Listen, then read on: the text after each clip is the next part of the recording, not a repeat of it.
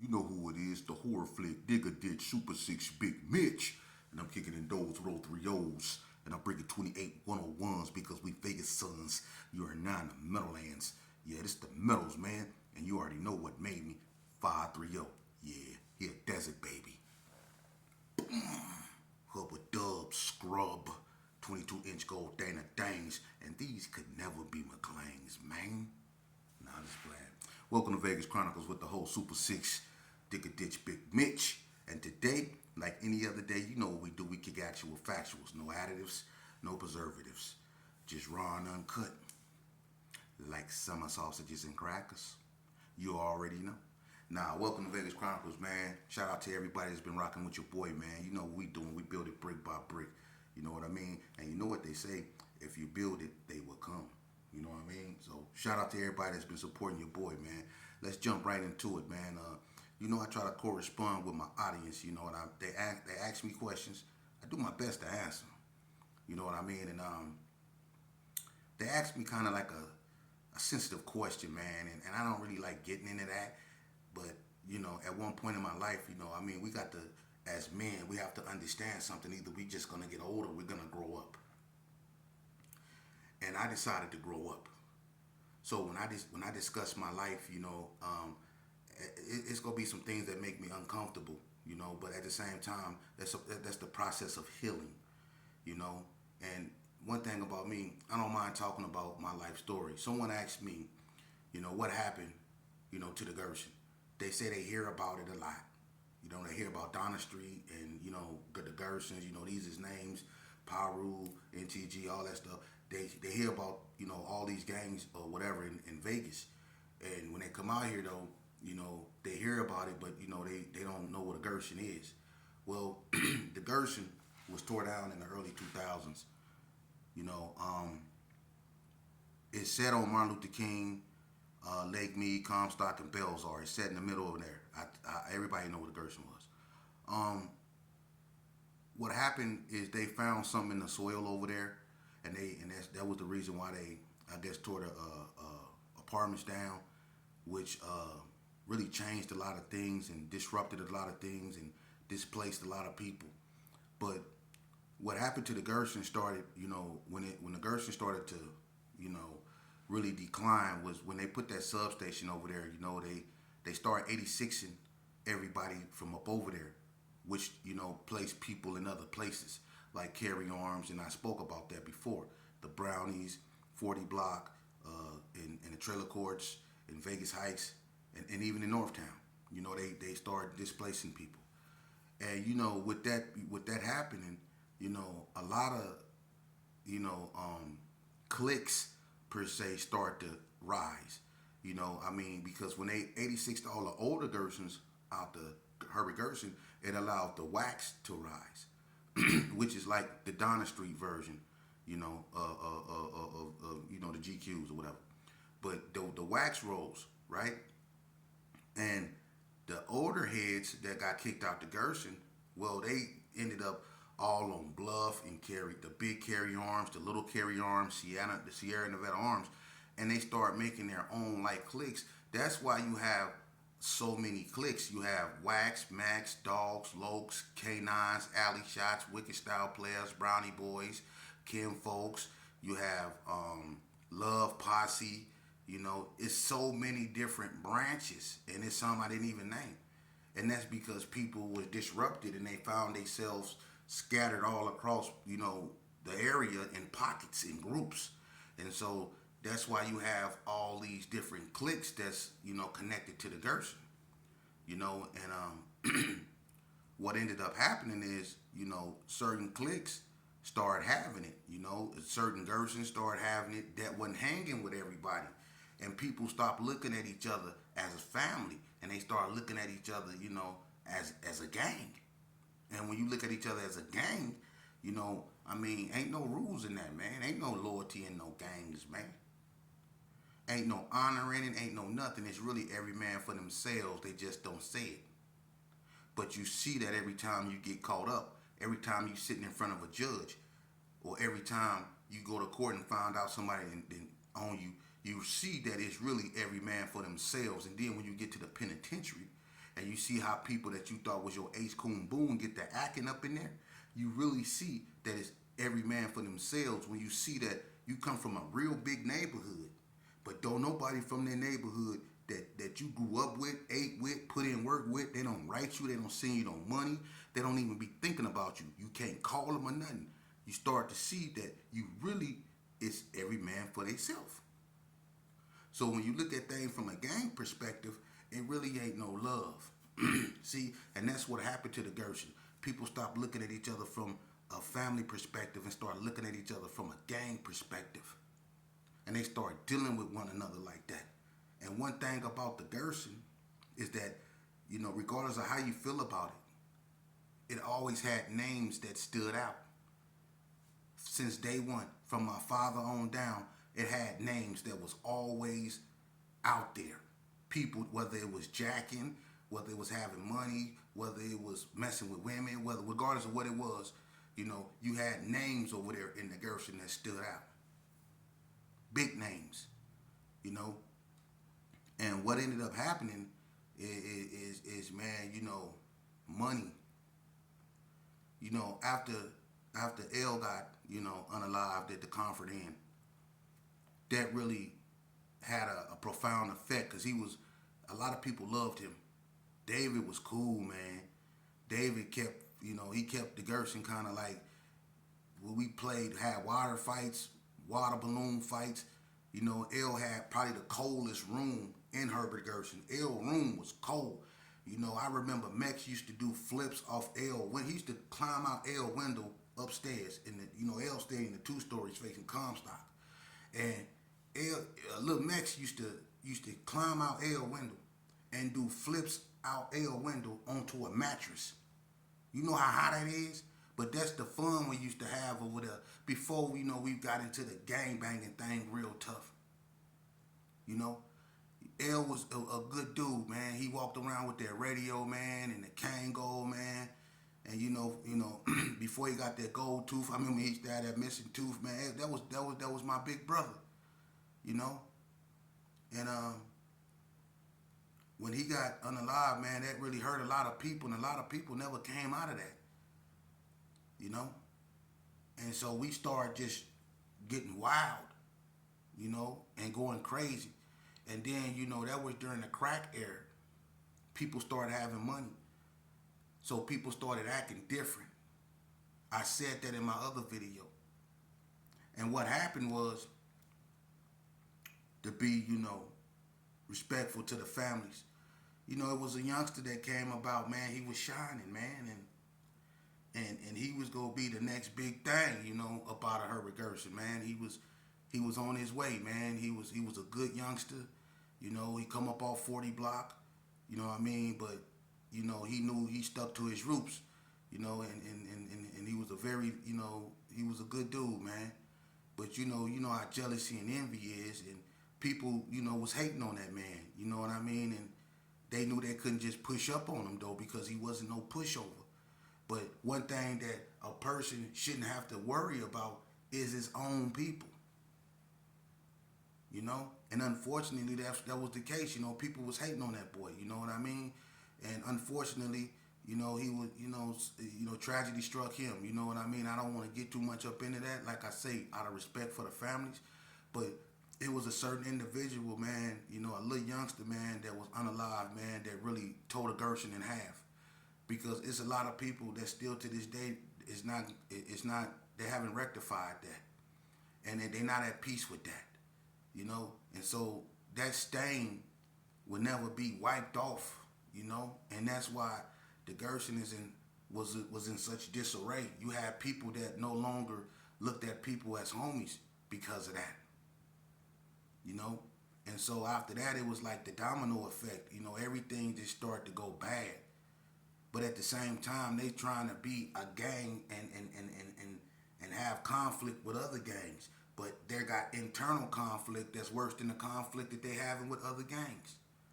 So they got so much inner fighting and outer fighting going on. That's what tore the Gerson up, man. Inner fighting and outer fighting. It tore it up. It couldn't be repaired. People couldn't reconcile their differences. people just have to stay away from one another. You know, and that's sad. But that's just not what the Gerson know. That's what gangs in general in Vegas, in Las Vegas. Every gang in Las Vegas then went through some form of turmoil, you know, inner strife within their own neighborhood that tore them apart beyond repair. A lot of gangs can't be, you know, whole neighborhoods no more because of internal incidents, man. And that's how it always happens. Some of the most, I guess you could say, strongest gangs when it comes to streets stuff. Some of the most strongest gangs, you know, who people can't do nothing with from without. Other gangs can't do nothing with. They tear themselves apart. They rip themselves apart from the inside. As big as the Gerson is or was, it tore itself apart, man. Eternally. You know, it's a lot of them. All my childhood friends, they're gone. 85% of my childhood friends are gone, unalived, either under the grass or in the system. But they're gone. For real. And when I look back up on that, man, it's so sad because a lot of it, man, look, one thing about God, if you know how to read the book of life, he will teach you, because some of my closest friends, just as hard as they lived, is as hard as they left. I always use bread. He taught me everything I knew. Since I was 12 years old, I was hanging with that man. And the way he was done showed me that this game don't love nobody. It don't. This game don't love nobody. It's a whole bunch of my friends that's gone sad. This game don't love nobody, man.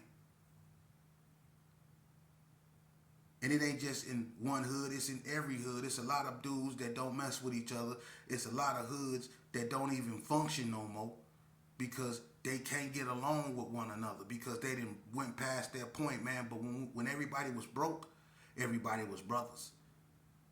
Before all them drugs and all that big eyes and little you things, everybody was brothers. When everybody used to wear them white gold Turkish ropes with the Cadillac emblems on them, remember them? A bunch of us had fake ones that we used to get from the man that used to be sitting outside the store. They be having them big old fake nugget rings and stuff. You know what I mean? With them big old fake Turkish ropes and stuff. Remember the white gold was in? Everybody was wearing the white gold and all that old stuff. Remember back in them days, right before everybody started wearing the plated jewelry and stuff like that? When we were still wearing the leather Cadillac hats, the leather jackets, when we were still dressing like that, trying to be Run DMC, wearing shell toes and stuff like that, or Diodorus, Sergio Valentes. We walking around with stuff like that on. Lottos, Troops, Spot Builts, Croker Sacks, Romeos. We walking around with stuff like that on.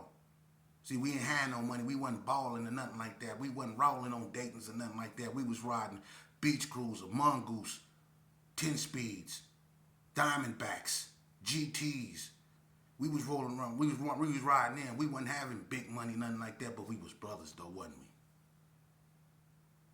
we? What was yours was mine. What was mine was yours. Am I lying? We was brothers, wasn't we? When we ain't had nothing. When a 40 ounce cost $1.75. Y'all remember that?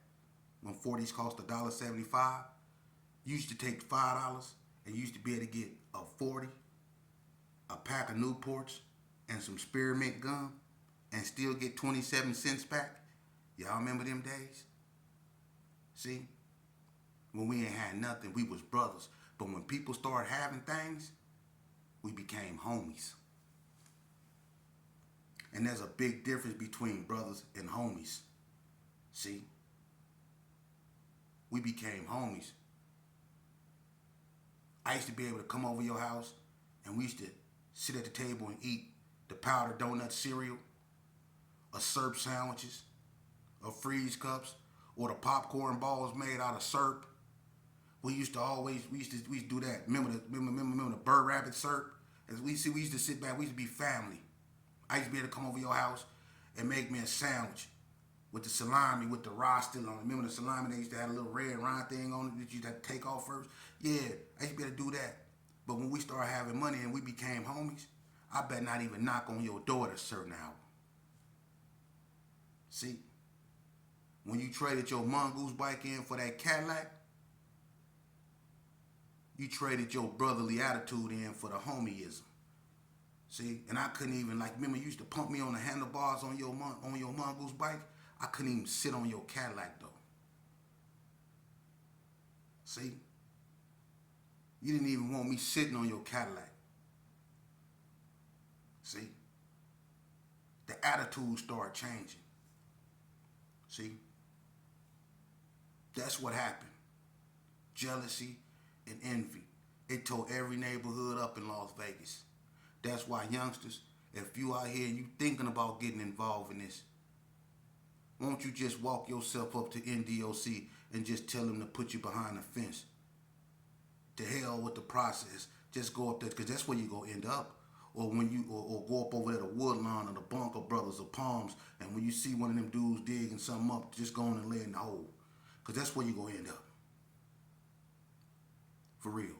The best thing you can do is take your behind to school, man. Because I don't care where you from or what neighborhood you from. I don't care if it's black or if it's Hispanic or if it's Filipino, whatever. You ask everybody that played this game how it ended. Tragedy. Tragedy. It's still dudes right now, if they think about certain things and certain homies, they'll break down crying. It's certain dudes that don't want nothing to do with their hood because their best friend was backdoored by their own. So they don't want nothing to do with their hood. See? It's like that now. See? So if you sign up for this, just know what you signing up for. You ain't signing up for protection. You ain't signing up for no homie love. You ain't signing up for nothing that's gonna excel you. You ain't signing up nothing for nothing that's gonna validate you. You not signing up for nothing that's gonna take you to the next level of where you wanna be. You signing up for something that's gonna tear your life apart. You signing up for something that's gonna destroy your family. You signing up for something that's gonna stress you out. You signing up for something that's gonna get you incarcerated probably for the rest of your life. You signing up for something that's probably gonna get you unalived sooner than later. That's what you signing up for. That's the truth. Now, if your big homies ain't telling you that, you need to get away from them because that ain't your big homie. God leaves certain so-called big homies here for a reason, and that's to give y'all this message I'm giving you so you don't make the mistakes I make or I made and end up how we ended up. For real. Because I'm going to tell you something. It don't matter where you go. Just roll through some of these neighborhoods now. And it ain't because people that moved on and found, some have and found better lives. They have, some have. Some moved out of state. But I'm going to tell you, the vast majority of people in Las Vegas, when you roll through their neighborhood, you know why it's so quiet and eerie over there? It's because all those lost souls, yeah, all those, it's straight carnage. Every roll through there, you'll feel it. All those little black babies, little boys, you feel they souls. You still hear the eerie sounds of the mother who came up on the scene and cried and screamed like she never screamed before. You still hear the echoes of it. All you gotta do is just stop and listen. Turn your music down sometimes. Take a walk through the West. Take a walk through certain parts of the North and just let your ears listen. You will hear the faint cries of the mothers who stood over their sons in them streets behind this bullcrap that we played. You will still hear it you will feel the souls of them little lost black boys that's roaming through there. It's so many of them. That's why it's so eerie over there. It's real eerie. And it shouldn't be, because there's more churches than anything, especially on the west side. It should be godly. It should be vibrant, but it ain't. The same way you feel when you walk by Woodlawn at night. You ever walk by Woodlawn at night? You ever walk down Las Vegas Boulevard or Owens and you walk by Woodlawn? You see how quiet and eerie it is? It's the same way on the west side. It's the same way in certain parts of Northtown. All those little lost souls, man. And we can't blame that on nothing or nobody but ourselves. Do y'all think that's gangster? Let's talk about it. Do y'all look, if you want to go get some madness, you can go to these other platforms, because they like to talk about everything other than the status quo, which is us. We the problem. We the boogeyman. We the enemy of our own selves. But we scared to talk about it. We want to talk about Venezuelan gangs and all this other stuff.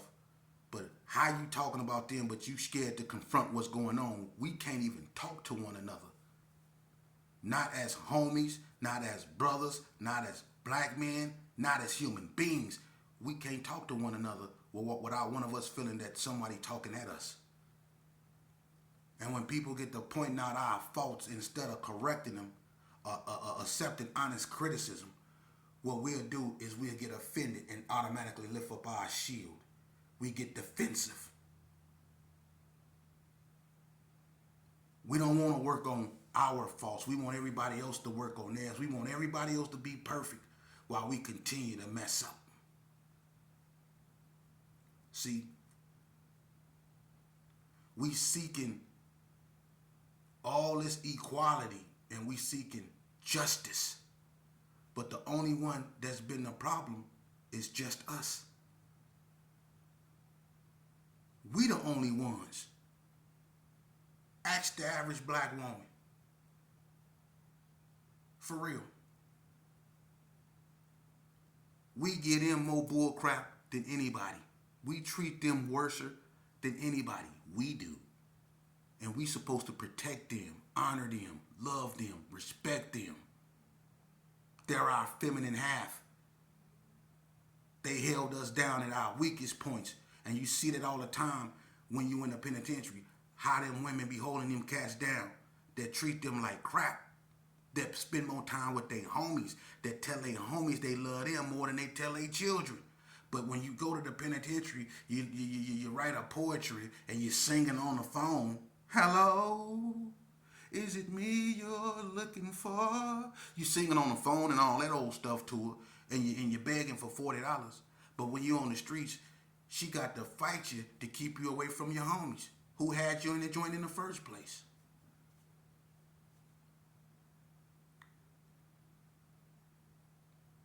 Hey, look, youngster. Don't find yourself on the corner with a paper bag and a tall can with no teeth and a gray bald spot telling another youngster how it used to be or what it could have been. Don't find yourself in that situation, bruh. Check this out. I'm going to tell you something. I used to be a gangster. And the most gangsterest thing I ever did was get out of a gang. It's hard. It ain't as easy as you think. Because you can remove yourself physically from it. But the mental part is what always gets you.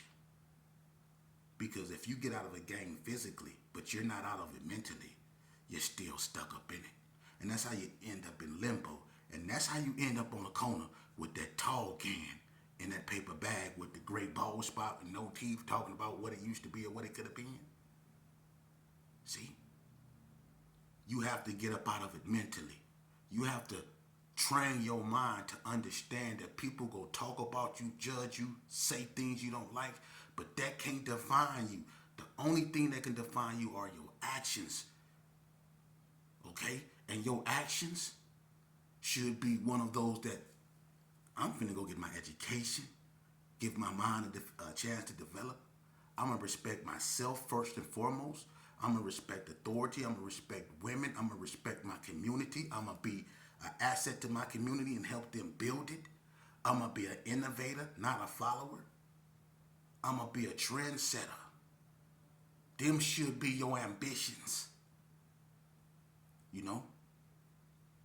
And understand that, let's just say racism is going to always be a part of your reality.